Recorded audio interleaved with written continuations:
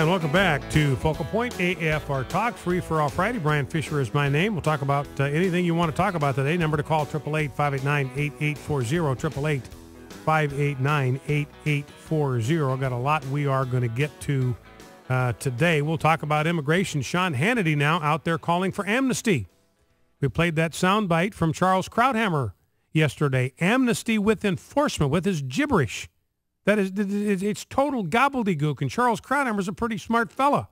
That just shows you how brain-addled Republicans have gotten in the wake of this defeat. They're scrambling around, flailing about, looking for some way to pander to the Hispanic population. It will not work.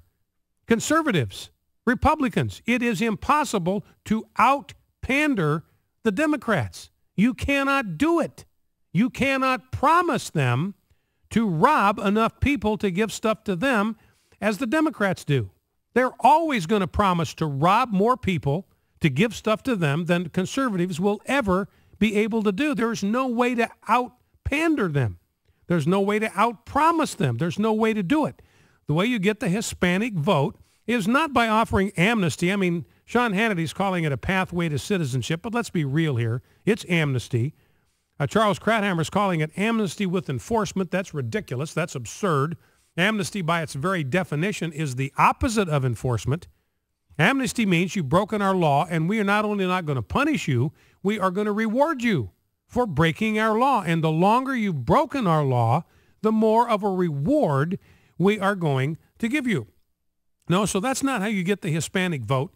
You know, I've got some, we'll get to this in a little bit, but I've got some stories in the stack that basically talk about the fact that Hispanics are not Democrats, don't vote Democrat because of immigration. That's not the main reason why they vote for Democrats. It doesn't have anything to do with lax immigration policy. It has to do with the fact that they are socialists by nature. They come from Mexico, which is a socialist country.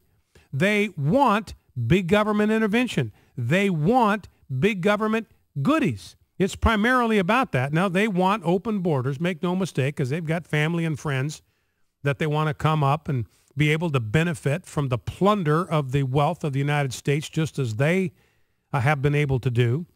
But that's not primarily what draws them to vote Democrat. Well, they vote Democrat because at heart, they believe in big government. They believe in government welfare. They believe in government programs.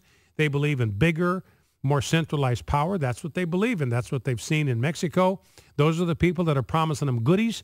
And so that's why they're going to vote Democrat. There's just no way to compete with that. If you don't sell a conservative message. So when Charles Krauthammer and Sean Hannity saying, look, we've just got to knuckle under. We've got to capitulate. We've got to sacrifice our principles, the rule of law, assimilation, the affirmation of American principles. We got to give up all of that. We got to abandon it. We got to let it. It's totally wrong-headed, and you've got this stampede right now in the Republican Party, this stampede toward amnesty.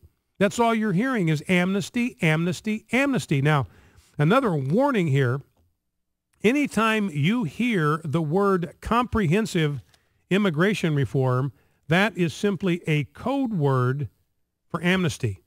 Anybody says comprehensive and immigration reform in the same sentence, they are talking about amnesty.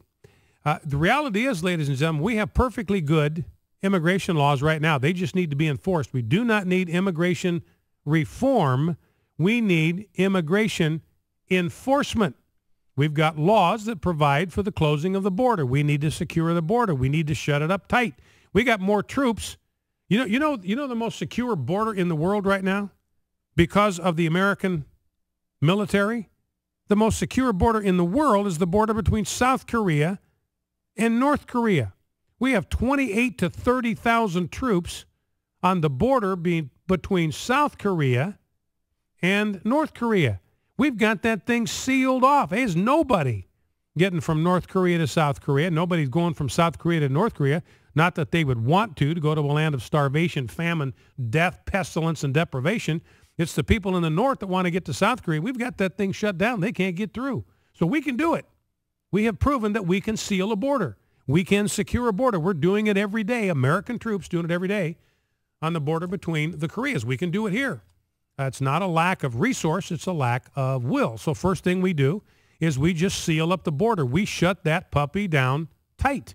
Then the second thing we do is we simply enforce immigration law. No welfare benefits for illegal aliens. You don't have a right to live in this country, to be in this country. You don't get welfare benefits, period. And we use E-Verify. No employment, no welfare benefits. Somebody wants to get a welfare benefit from any government agency, run them through E-Verify. If they can't demonstrate that they have a right to be in the country, they don't get the welfare benefit, period. Done deal. They want a job. Employer runs them through E-Verify. If they don't pass muster, they don't get the job, period. You can get an E-Verify result back in a matter of seconds. Inside a minute, you can get an E-Verify report back on whether that person standing in front of you has got a valid Social Security number and has a right even to be in the United States. That's all we have to do. In other words, the reason that Hispanics in particular, and they went over 70% for Barack Obama, and this is what Heather McDonald writes about. This is where the Republicans are completely wrong-headed, thinking it's about open borders or amnesty. She says this, it is not, Heather McDonald is a really shrewd researcher and writer, it is not immigration policy that creates the strong bond between Hispanics and the Democratic Party, but the core democratic principles of a more generous safety net, strong government intervention in the economy, and progressive taxation. In other words, they don't vote for Democrats because Democrats have open border policy. They vote for Democrats because Democrats are liberals. They believe in soaking the rich. They believe in the redistribution of wealth. They believe in government handouts. They believe in government intervention. All the things that are anathema to a genuine conservative. That's why they're Democrats. So there's no way. I mean, you can pander to them all you want. That's the point here, is Republicans can pander all they want to Hispanics, to immigrants, and it will not work. There is no way on earth you're going to get them to leave the Democratic Party. It's one of the reasons why we got to clamp down on immigration. You know, one of the reasons why we had so much immigration for so many decades, and it did not fracture the unity of our society, is the immigrants that were coming to our shores were coming from Europe. So they shared our heritage, they shared our background, they shared our values, they shared our cultural traditions, they shared a similar mindset about civilization. We were all products of Western civilization. We shared that together. And so there was a, I don't know what word to use, there was a likeness of value and worldview and religious conviction that bonded us together, despite the fact that often when people came here, they spoke a different language. They spoke different languages from other people that lived near them. They came from different ethnic stock, weren't all racially the same, and yet they all became Americans. And there was a oneness, there was a unity in our culture because they shared the same background. Now the bulk of immigration is coming from third world countries. It's coming from non-European countries. It's coming from countries that simply do not share our values. They don't share our values of, you know, what built the United States, for instance, was the Protestant work ethic. That's what built the United States. The Protestant, and I emphasize the word Protestant, work ethic. Historians will tell you that that's what created the prosperity that the United States has enjoyed for centuries. It was the Protestant work ethic because it was the Protestants that placed the emphasis on working with your own hands, placed the emphasis on self-reliance, placed the emphasis on no longer stealing, but working with your own hands to provide for your own needs and to have something left over to provide for the needs of others. That's the Protestant work ethic. It comes right out of the New Testament, Ephesians 4:29. Let him who steals steal no longer, but let him work with his own hands. That is the Protestant work ethic. This country at the founding was 98.4% Protestant. It was 1.4% Catholic, 0.2% Jewish.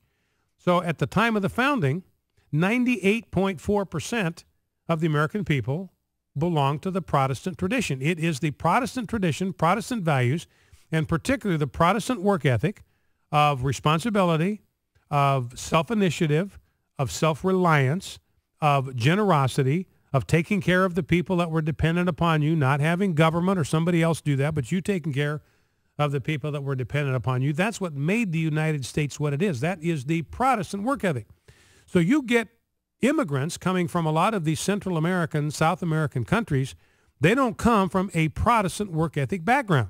They come from a different faith tradition, and a faith tradition that largely has reinforced socialist governments and socialist mindsets, that a strong, powerful, intrusive central government is what you grow up with. It's what you expect. You expect handouts. You expect a safety net that's provided by the government, taking from Peter to give the money to Paul. And like somebody said, somebody who promises to rob Peter to pay Paul, that guy's going to have the support of Paul.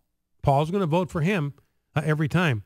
So I think part of it, and I don't know how we get control of immigration, how we begin redirecting our immigration policy so that we bring to our shores people who are going to assimilate, people who come to our shores and share our fundamental values of Western civilization that have been shaped by the Protestant work ethic.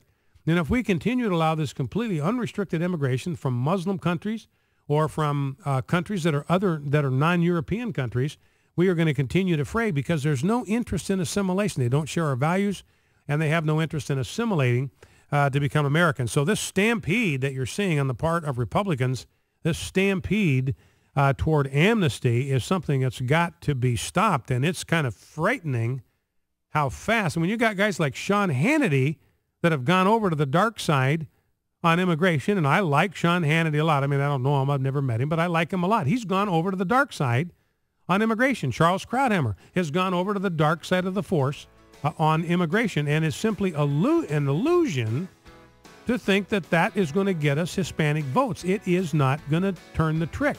Matthew Iglesias is writing at Slate, which is a left-wing population. He says this about Latinos in America: they are a reliable liberal voting bloc.